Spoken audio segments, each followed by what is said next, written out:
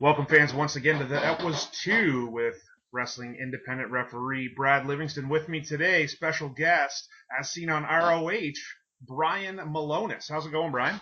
Good, man. How are you? Just dealing with some seasonal New England garbage weather. Yeah, I feel you. It wouldn't be winter if we didn't get a whole bunch of crap everywhere. It's perfect. Yeah, yeah. All right, so the first question I always ask, were you always a fan of the business growing up? Oh, yeah, yeah. Without a doubt. It's funny. A lot of people always have like that one moment that like turned them on to it or whatever. But me, I don't really have that. I just don't ever remember not watching. I think it's like my third birthday or something, where there's like pictures of me opening like LJN figures and so yeah. But as long as I can remember, I've been a fan of pro wrestling. And they don't make the wrestling figures like the old LJN ones. I have a bunch here too. I just those were awesome. Those were my jam, I guess you could say.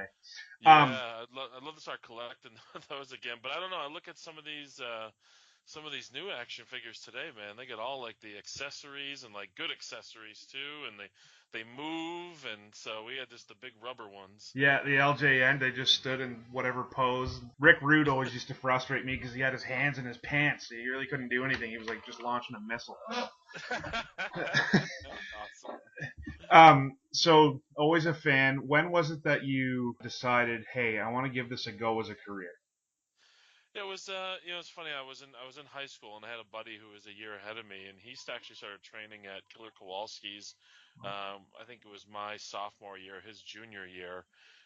So I mean, before that, I didn't even know. I always loved wrestling, but I never even knew how the heck you'd even become a wrestler.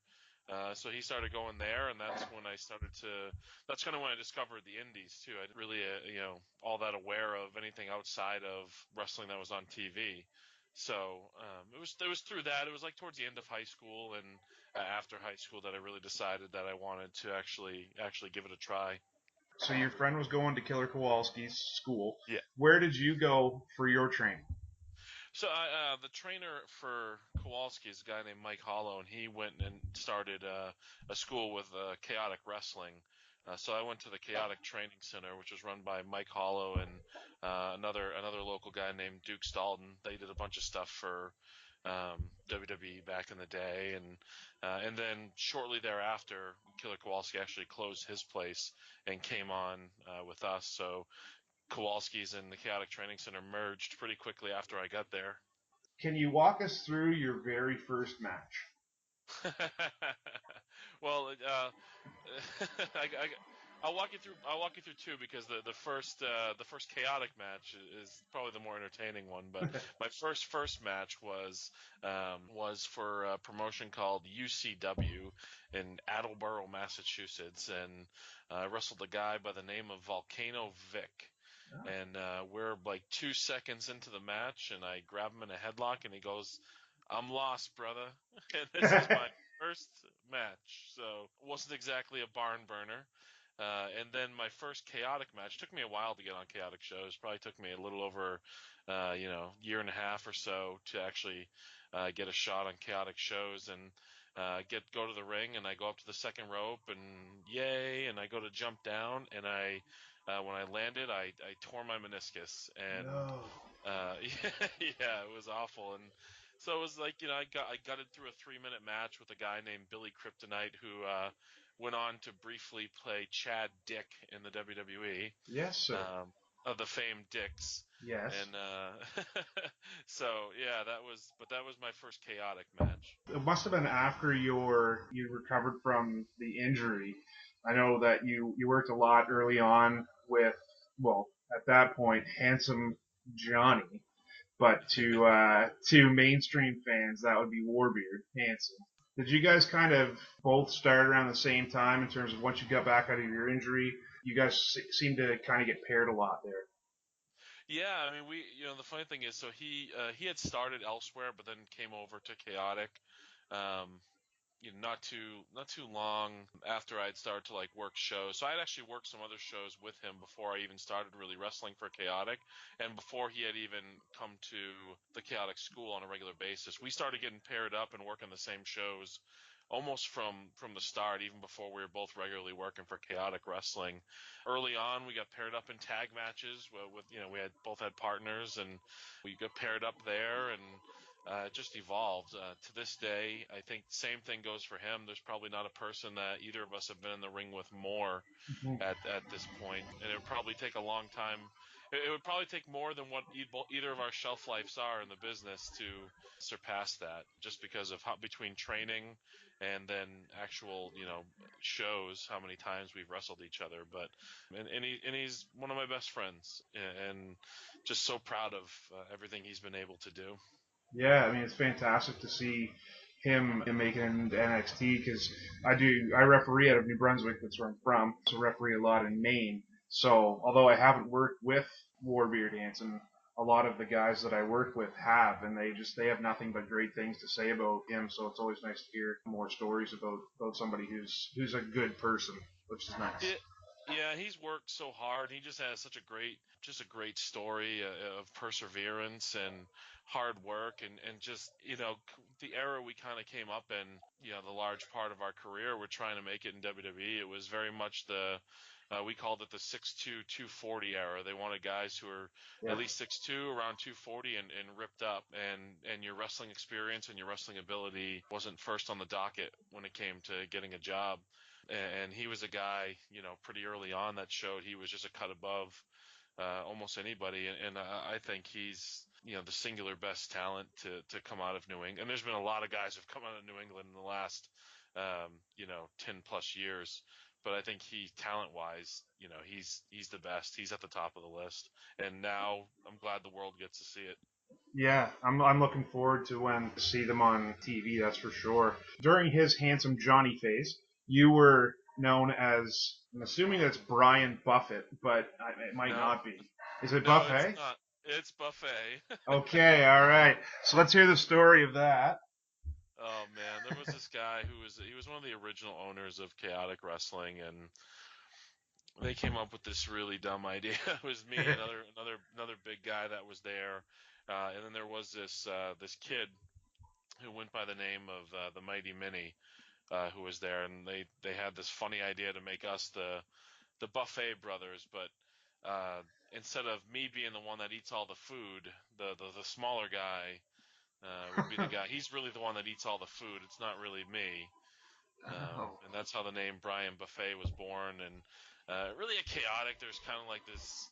Um, I don't want to. I guess it's a hazing ritual yeah. of just giving awful names to to people, and then they stick, and then you're stuck with it. I mean, Tommaso Ciampa had to be Tommy Penmanship for years, I Yeah. mean, it was just these awful names that were given to people. So, and sometimes they stick, and it took me a long time to get rid of that damn name. Yeah, yeah. Eventually, you obviously, I mean, everybody would know you now as Brian Milonas, the Kingpin Brian Milonas.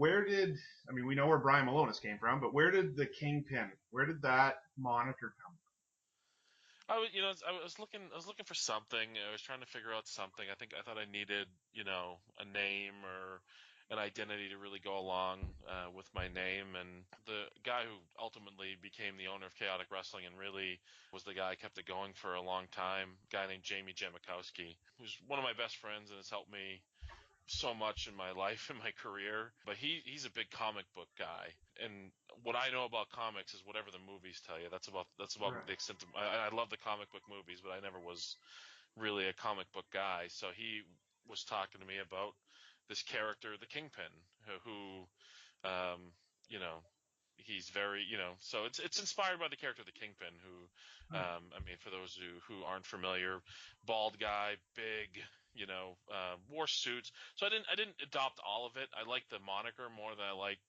the thought of wearing white suits or completely ripping off the character. But I thought the Kingpin moniker had something to it. So in 2003, 2004, you were rolling with Pete Malloy as the Lost Souls, and you picked up a couple of tag title wins. So usually that signifies that the team is doing well together. What was the Lost Souls, and why were they successful? Yeah, I mean, we started out, and then we had a manager too, and I'd be remiss not to mention her, Cherry Payne, who managed me for a number of years and is actually Warbeard Hanson's fiance. Yes, sir. But she's a sweetheart and managed us for a long time and managed me for a long time when I went singles. But the Lost Souls, there was this guy named Matthew Evagrius who did like a cult leader type of gimmick. He actually his career got cut short due to concussions, unfortunately. But we were brought in as like his minions, and we really were. I mean, we had good chemistry. We were really a classic big guy, little guy tag team. Pete Malloy was a guy who he started wrestling when he was like 13. During this time, he was probably like 16, 17, 18, somewhere in there. Yeah. He was still in high school, and but just super talented kid, and we just hit it off. We had good chemistry, working together. We worked a lot with the guy I mentioned earlier, the Mighty Mini, and his partner, a guy by the name of Brian Black, who was briefly Palmer Cannon on WWE, and then we worked a lot with Hanson and his partner at the time, a guy named Psycho. So, and then another tag team called the Logan Brothers, who were Mhm. super talented brother tag team from New England. So there was a lot of us. We were all young. We were all young and hungry, and and we were all. They threw us all in the tag teams to kind of introduce us to the chaotic shows, and we all just took off with it and all had good chemistry with each other. I hear nothing but incredible things about Chaotic because I mean I work with guys that go down and work with Chaotic. It just seems like it's one of those places that a lot of guys really enjoy working for. And you've essentially worked there for 15 years. What is it about Chaotic for you that makes it a company that you're sticking it out with 15 years? Yeah, I mean, well, for me, it's like early on. It was the things they did to try to establish relationships with WWE and get us opportunities. But also too, it was the training. Mike Hollow is a guy who really is an unsung hero of pro wrestling. Really, when you think about some of the guys that he's helped train, whether it's Damian Sandow or Kofi Kingston or Hanson or Tommaso Ciampa or myself. It's just the list goes on and on. So the training program was a cut above, but that doesn't happen without getting some talented guys in the door as well. True. And he was certainly somebody who cultivated that talent. But I think it was a perfect storm of just a bunch of talented guys kind of showing up in the same place at the same time, and we all fed off of each other too. It was funny when we first got there. There was a group of guys. John Walters is probably the most well known of all of them. He was a Ring of Honor pure wrestling champion, but they had a lot of talented guys who got looked by WWE. Luis Ortiz, a guy named Arch Kincaid, a guy named Vince Vicalo, and they all kind of left. And everybody thought that Chaotic was going to go away. And in reality, with all of us, it just became stronger than it ever was because we were all young, hungry, feeding off of each other, competing with each other. At times it manifested in maybe some negative situations, but that's what happens when you're in your 20s, filled with testosterone, all trying to vie for really the same very small percentage of jobs that are available in the pro wrestling business. But I think a lot of it was the group of guys who were there and the work ethic we all had and the want that we all had. Right. Um, the in 2004, it was kind of in the middle of 2004. You made the switch over from tag specialist or tag team wrestler into singles, and you picked up the New England title. You beat Tony Omega. Um, that would have been in like October of '04. So, what did it mean for you to have moved from the tag ranks into the singles and to get the opportunity to carry the New England title? Yeah, I mean it means the company starts to have faith in you, which is always a cool thing.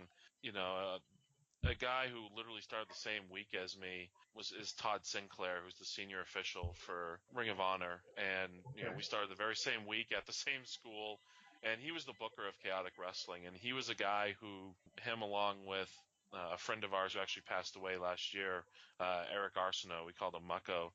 They were the bookers, and they saw something in me that maybe I didn't even see in myself. at times, and they were the first ones to really believe in me. So that's what made that special, is when people start to have belief in your talent. And the other thing too is with when it came to Chaotic, especially when they had that relationship with WWE, the guys that were getting pushed to the top of their card were the guys that got to go to WWE tryouts and get extra work, and those were the guys that they would push to WWE. So for that reason too, it meant I started to get more opportunities to get looks from WWE and try to live my dream.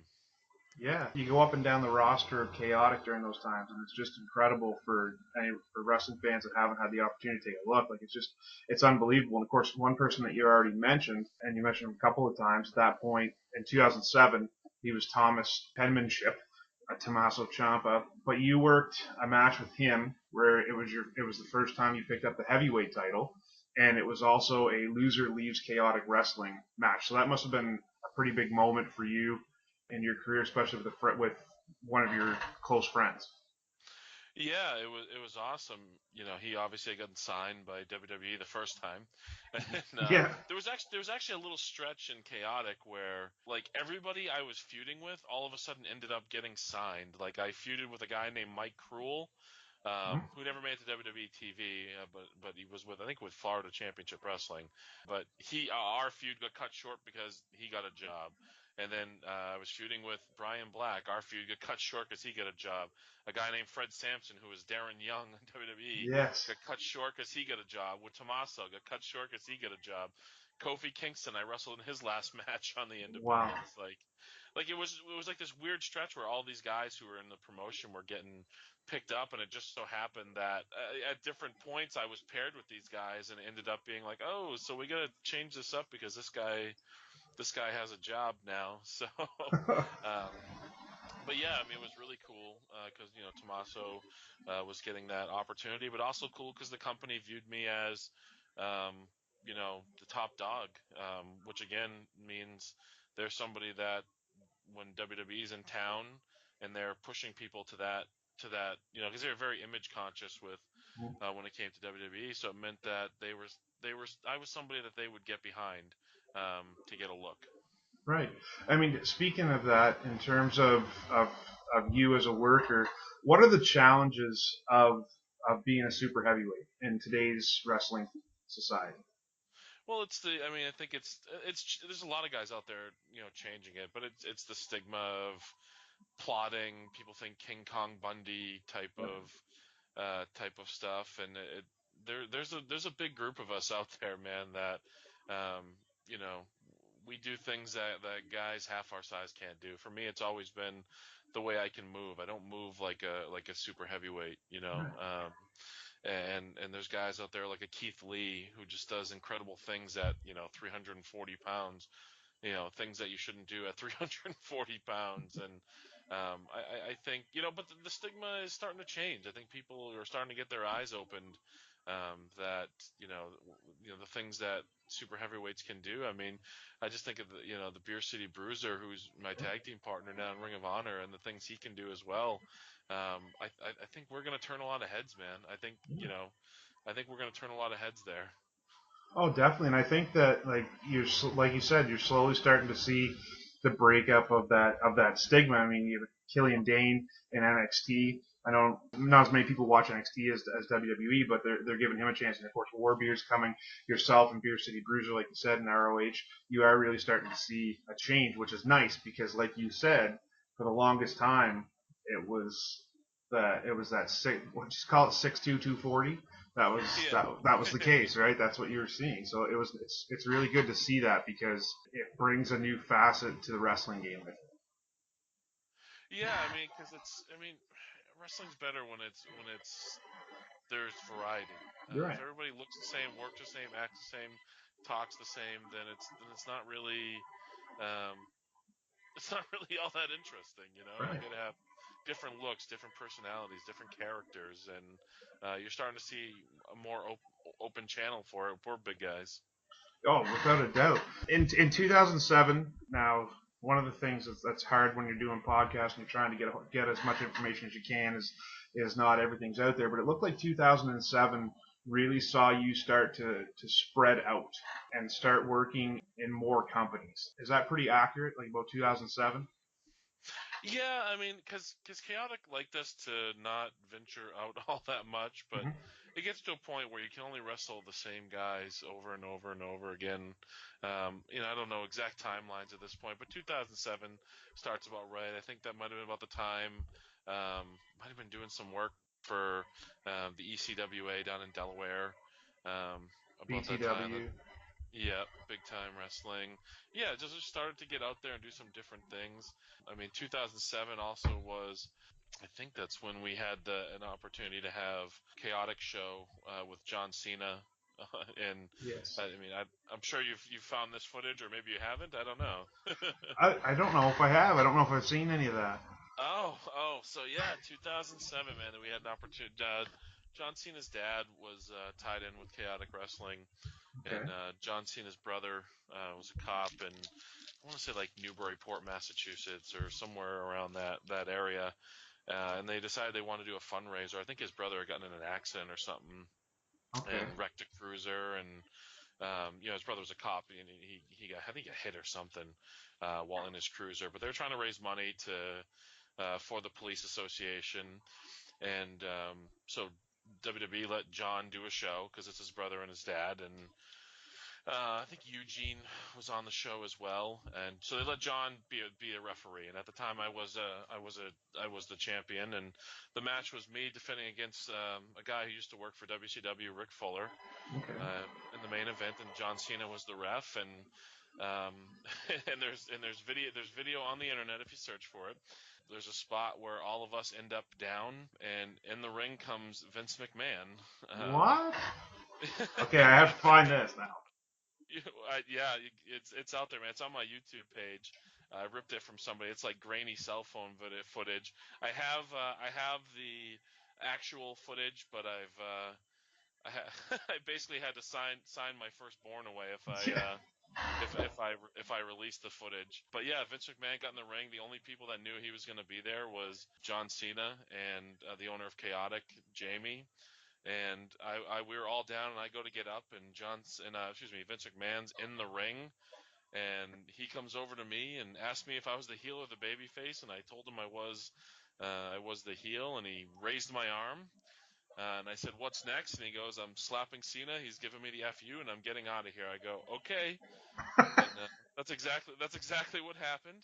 And I would like to say that I played it real cool, and I was playing up that heel character, but I was mouth agape with him raising my hand. Kind of, it didn't feel real. It didn't feel like a real moment. As I'm sitting here telling you and you not knowing it, it probably sounds like a load of crap and something completely made up.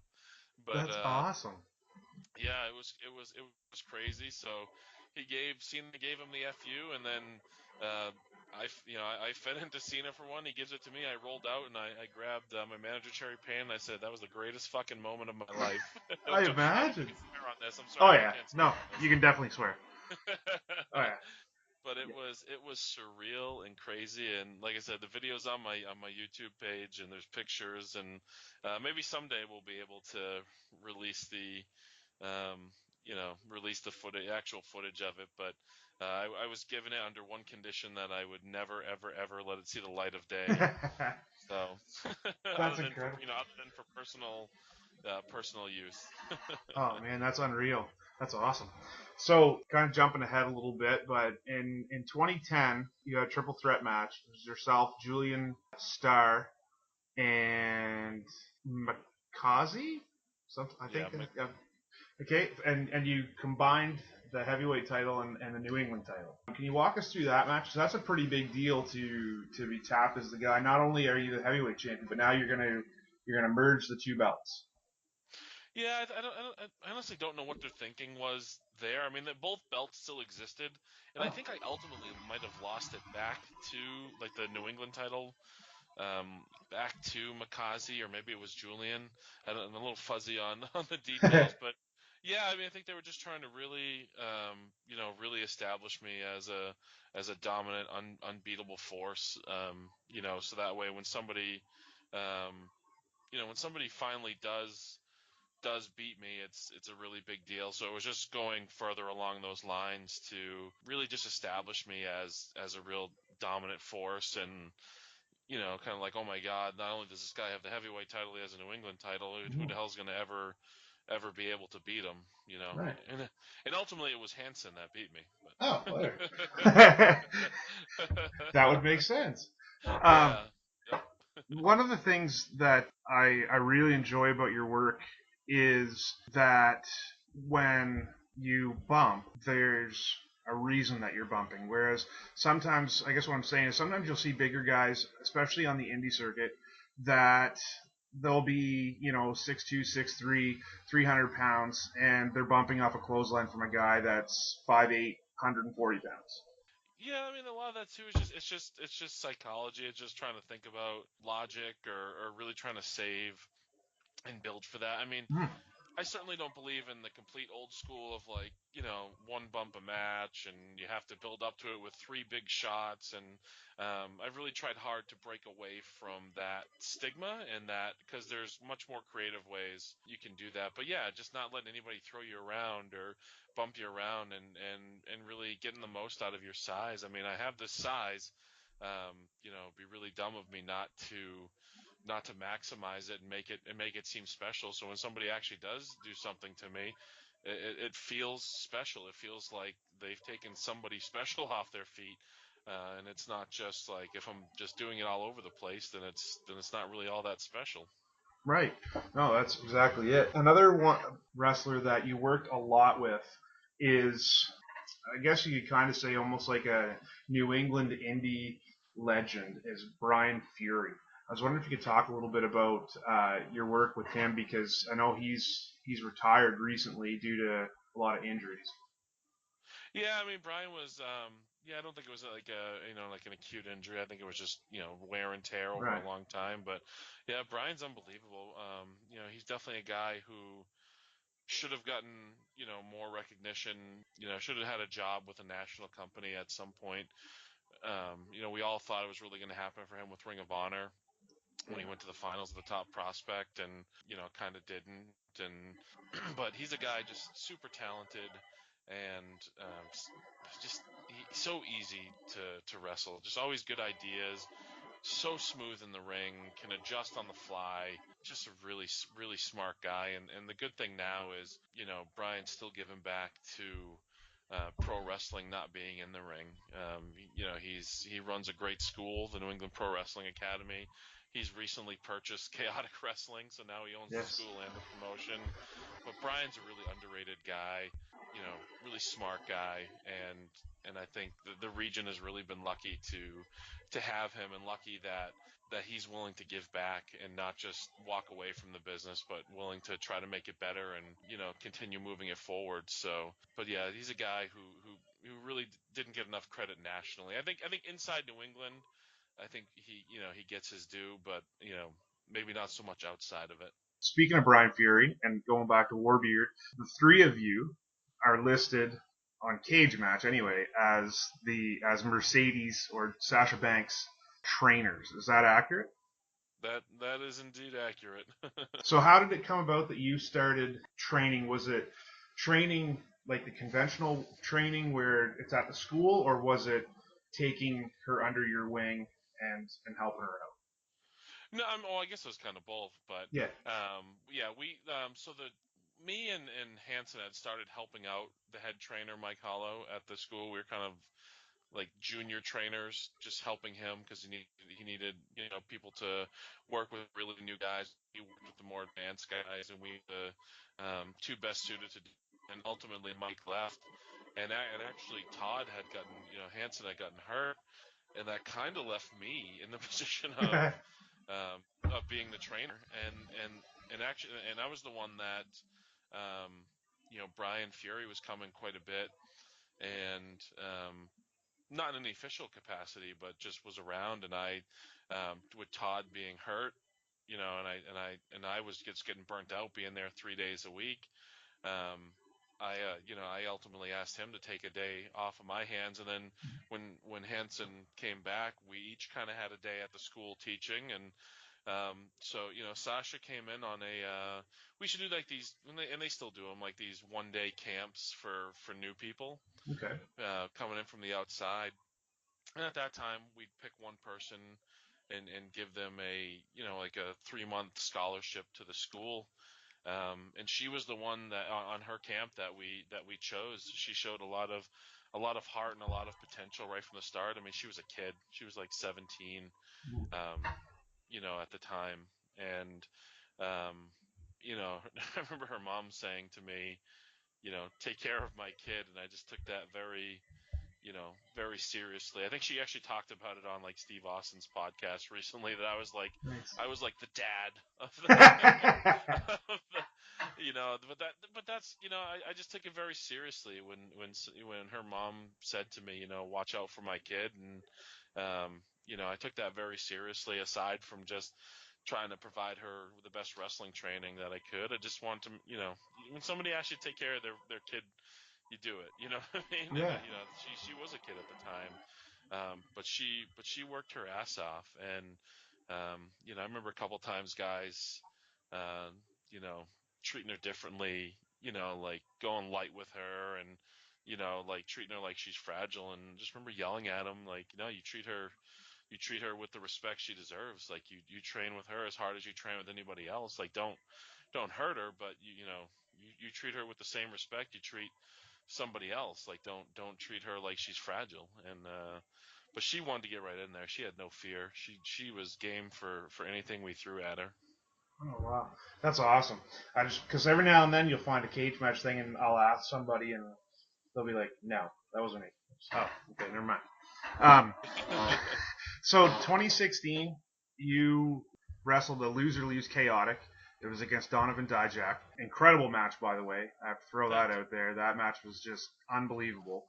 And one of the things that I loved about it was it really showcased kind of what I was talking about, like your style meshed so well with Donovan's style. It was incredible. But so that was loser leaves chaotic. Like you were out the door. Was that planned on being a longer than it ended up being gone from chaotic, or what was the original plan? No, I mean, so I had taken over everything in chaotic for about a year or so. I was booking the promotion. I was working hand in hand with the owner, running the business side of it. Um, really just doing everything, just running the promotion essentially. Um, and I kind of started to butt heads with him a little bit.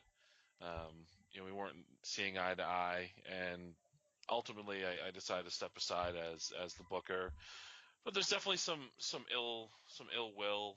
And then um, some of the things they were doing with me, it felt spiteful. It felt like you know it felt like it was being I was it was they were sticking it to me a little bit because I had walked away as the booker. So I just actually, the funny thing is, it's a very real situation that we leveraged into a storyline. But I was just burnt out. I had been there for a number of years, and in reality, we just both needed a break from each other.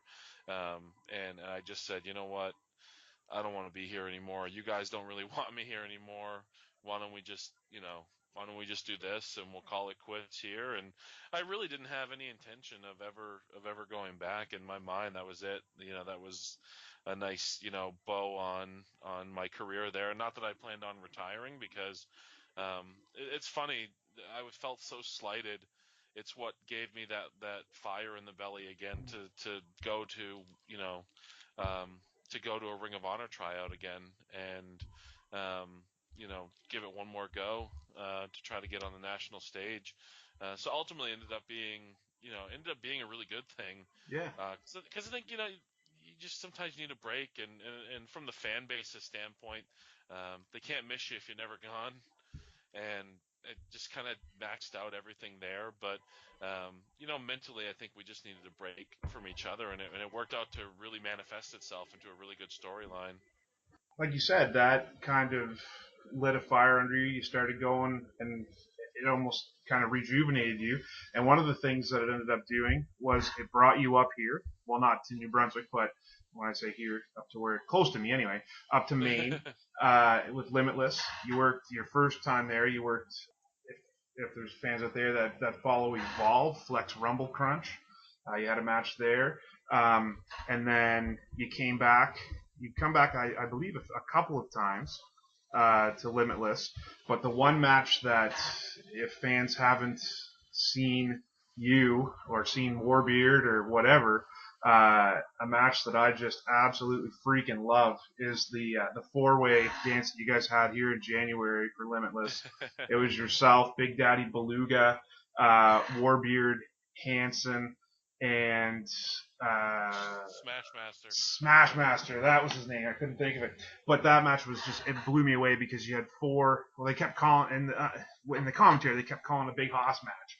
But it was fantastic because it wasn't. If anybody wants to say that big guys can't fly around and go, and they got to watch that because that was unbelievable. But what brought you up to Limitless? How did you? Yeah, I can't remember. I think I might have reached out to Randy and just said, "Hey, I'd love to come up sometime." And that first one, he had something open up, and that was like way up in Maine somewhere. It was like way the Or hell no? up there. Yeah. Yeah, where I wrestled Rumble Crunch. I think I worked like two up in that particular building, two different times up in that building. But yeah, it was just a mutual mutual interest, and then I got brought back a couple times. I haven't been back in a while, so hopefully I'll be back up there soon. We had some couple dates that just didn't uh, work out. So I have open dialogue with Randy, and I think it's great what he's doing up there. I started a lot in Maine, man. I worked the old Atlas Championship Wrestling Yes. shows. Some of those shows that were really, man, just the pits. They were not good, and that's being nice. So what seeing what Randy's doing, and seeing the type of wrestling he brings up to Maine there, and I know he works tirelessly, and he's really passionate, and I just respect that so much. And it's really cool to see the level of wrestling he's bringing to Maine, because for the longest time, man, Maine was the pits. Yeah. Yep. Yeah, that's all you ever really heard about Maine indie wrestling was that it was not good. Yeah, and I don't want to trash on anybody or Yeah. anything like that, but there was just a lot of guys who just didn't belong in the ring. They had minimal training or no training, and no real wrestling gear to speak of, and just um, yeah, just not good. And Randy's really done a lot in his last few years to break that stigma and just really bring really good sound wrestling show to Maine, and really start to become a breakout promotion on the East Coast. Yeah, and the unbelievable thing is his age. Like the guy, I think he can He's legally drink 41 or now. I think he something. can. I think he can finally legally drink when they're at a bar. But it blows me away. And like I said, like that match, it was really enjoyable. So I just wanted to commend you on that one too. Um, Thanks, appreciate it. so about a month after that 4-way was the top prospects tournament. So let's talk about how did you get into the top prospects tournament with ROH. Yeah, so I did one of their tryout camps. I had actually wrestled Delirious, who helps run Yep. Ring of Honor. I had wrestled him years ago, and got like a dark match with them and some other stuff, but just nothing happened. So he was familiar with me already, and of course Todd Sinclair. I've known him, and just decided to go for it and go to a camp, and really had a good showing at the camp. And they pulled me aside there and just said, "Hey, we might be thinking about doing this with you. Just stay on our radar." So, um, I would travel with Todd to. I went to Baltimore with him. I went to Philly with him. Um, a couple other places just to show my face. And it was actually in Baltimore where I got pulled aside, and they told me, it was Delirious and Kevin Kelly pulled me aside, and told me I was going to be in the top prospect tournament, and Warbeard Hansen was right there too, and just he knows my journey, and we've done a lot together, and it was cool that he was right there in that moment, right when I found out, right when I was told. Um, it was a really cool moment after all these years to get an opportunity to be on, a really big stage, to really be on a national and international, stage, and to be just have them have that faith in me that I could deliver. The whole idea behind the top prospects tournament. Can you kind of talk a little bit about that? Because there might be some fans listening that don't really know what that is. Yeah, I mean, Ring of Honor finds 8 guys. I'm more of an anomaly. There's always one guy like me in it every year where we've been around for a while, but maybe haven't quite broken through. Benson was in it and won it. Fury was in it. The Bruiser was in it. As guys who've been around for a little bit, but they find 8 guys who haven't broken through yet. And it's a tournament for a Ring of Honor contract, but I mean, really, there are multiple guys that always end up from that tournament, getting regular spots and making an impact. I mean, I think back to a guy like Adam Cole, who was knocked out in the first round. The Ring of Honor World Champion Dalton Castle was a guy who I think was eliminated in the first round of the top prospect tournament. So just getting chosen for it and getting that opportunity really puts you in a good spot with them because they already have the faith in you to do it. So it's just really an opportunity to get yourself out there and potentially get a spot with Ring of Honor. Nice. Now your match with Howie Timbershea, that wasn't part of the prospects tournament, right? Was that a dark match? Yeah, well, that was they do tapings for they call it Future of Honor for Yep. their YouTube channel. So that's what me versus Howie Timbershea was. Now in the first round of the tournament, I wrestled a guy named Raphael King. I think he's out of the like an indie guy out of the Atlanta area. I think he's on like a reality TV show or something. And then in the second round, I in New York City wrestled Josh Woods Okay. in the semifinals, and he ultimately went on to win it. Oh wow. Okay. So how did that lead to your current teaming with the Bruiser, with the Beer City Bruiser? Yeah, so I mean, right away after after the tournament, I had done the next time they had booked me was in Lowell, Massachusetts, and I wrestled the Bruiser, and we had a really good match. It was a quick match, only like a 6 minute match, but we had a really good match, and that kind of started to plant the seeds in people's minds of like, man, these guys would be a really good team Mm-hmm. together. And the day I wrestled, Howie Timbershea, funny as it sounds, is me and Bruiser were talking about like, because a few people had seen the match and like tweeted about it, and then somebody sent me like some other stuff in like a I don't know like a Reddit group or something where people were talking about me and the Bruiser teaming. I was like, oh, that'd be funny. That'd be really awesome if we teamed. Um, so then I had the match with Howie Timbershea, and and then I knew TV was getting close in Philadelphia again, but hadn't really heard from them yet. So um, I was going to reach out like in the next day or so, but I actually got a message from them, saying to make sure I was in Philly and that they had something for me, and that's what they laid out that me and the Bruiser would be teaming and be wrestling Kenny King. And that's kind of what you've seen on TV start to Yep. play out right now. Yeah, exactly. I mean, it's awesome to hear that I mean you've been in the business for 15 years and you still have that passion and that desire to to want to keep going and to reach out for more goals and to just keep plugging. Like it's just fantastic because the work that I've seen from you in well everywhere, but ROH especially has been just fantastic to watch. So it's been Thanks, it's man. it's Yeah, been really good. it's been a long road, and just I went through a lot of just hearing no, no, no, no, no, no, and that's part of wrestling. That's part of the journey. There's not too many guys that just get that yes right away.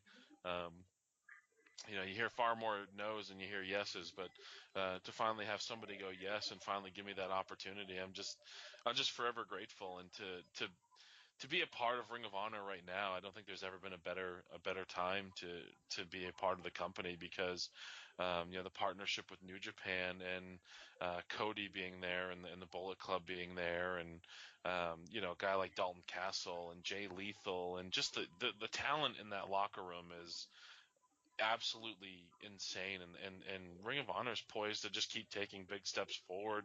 We just did that event in Nashville, Tennessee.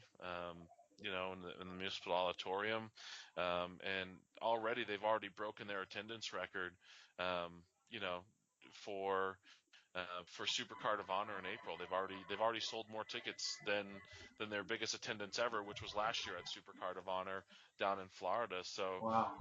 this year down in New Orleans, we'll be in front of the biggest crowd in Ring of Honor history. So there's so much momentum with that, with us right now, and with this company right now, and it's just, I'm just proud to be a part of it and really excited to be a part of it, and see where we go in the next 12 months, man. That's awesome. I'm just really looking forward to following your career and seeing the heights that you're going to make over the next little bit with ROH. I'm super excited. Just a couple of kind of tidy up questions. Do you have a preference between working singles versus tag? I've always been just always been more of a singles guy. That's just the way my career has played out. But good tag team wrestling it can be special, and you've started to actually see it at different places now. I mean, the tag team division at Ring of Honor is one of the best in the world. Just the depth they have in that division between, the Young Bucks and the Motor City Machine Guns, and Daniels and Kazarian, War Machine. Just so much talent in that tag team division. But for me personally, I'm really looking forward to this dynamic, and seeing what we can bring, and I think we can be real special. And War Machine's gone now, and I even miss the Briscoe brothers, man, Yeah. who are really incredible. Yeah. Um, but there's that. I think there's that opportunity for us to kind of slide right in and pick up where War Machine left off. Yeah, that's awesome. What about face versus heel? Do you have a preference there? I mean, I've always been more gravitated more towards being a heel, but I think the best, most versatile performers can do both. And the funny thing is, and heck, it's kind of happened in chaotic over time. If you're a heel and you do a good enough job long enough somewhere, you eventually just become a baby face anyways. Yeah. So, but I mean, I definitely have worked way more heel in my career. In terms of a referee, what for you as a worker makes for a good referee? A guy who truly understands what's going on in there. Um, I mean, I think about the two best referees that I've ever worked with. That's Todd Sinclair and my podcast partner on the wrestling podcast About Nothing, Mike Crockett, and they really their understanding of it goes beyond just that of a referee. They understand the stories that the wrestlers are trying to tell. They understand how they can add to the match and add to the story without taking heat away from the wrestlers. They're good facilitators in the ring, and can help you communicate between each other. Really, but it's that understanding. It's understanding the nuances. It's understanding the emotion they're trying to convey. It's understanding that you're the third man in the ring, but your job is not to be, the focal point. And it's just being there. It's not being in the way, but also being there when you're needed, and really adding to the credibility of the match. Fantastic. That's a wicked answer. So before we wrap up, I wanted to give you the opportunity to kind of toot your own horn or what have you. If people wanted to be able to get in touch with you, bookers, etc., what's the easiest way to do that? Fans want to get a hold of some merch. If you have any, where would they be able to get a hold of that? And also, where will fans be able to see Brian Milonas here in the near future? Yeah, man. Well, if you like listening to my voice, you can catch me every Monday on the Wrestling Podcast About Nothing. It's me and my podcast partner Mike Crockett. It's really what it's about. It's about nothing, Nice. or more accurately, it's about anything and everything. Right. But we really try to give you a peek behind the curtain of pro wrestling from our point of view and our experiences. Um, so yeah, you can catch us every Monday, and the easiest way to find us, just go to the WPAN.com. And you'll find us there every single Monday. Uh, for fans and bookers alike, pretty active on social media, at Brian Milonas on Twitter, and I'm also on Facebook, and Brian Milonas at Comcast.net booking information, man. And coming up here, I'm not sure when this drops, but this Saturday night, I'll be in Atlanta, Georgia for Ring of Honor. The 17th of February, I'll be in Bethany, Connecticut for Northeast Wrestling. And then at the end of the month, I'll be at Beyond Wrestling in Worcester on February the 25th. So just a few dates remaining for February, but it's going to be an exciting year, man. I just you know, just to have this success this late is just I just feel very lucky and very fortunate to get this opportunity and to be on that stage with Ring of Honor, and I'm just really excited for the things that me and Bruiser and Silas Young have in store for everybody this year. I can't wait. Cannot wait. Can't thank you enough for taking the time to sit down, chat with me about your career. It's been absolutely fantastic. Thank you so much. No problem, anytime. This is Brad Livingston for That Was Two.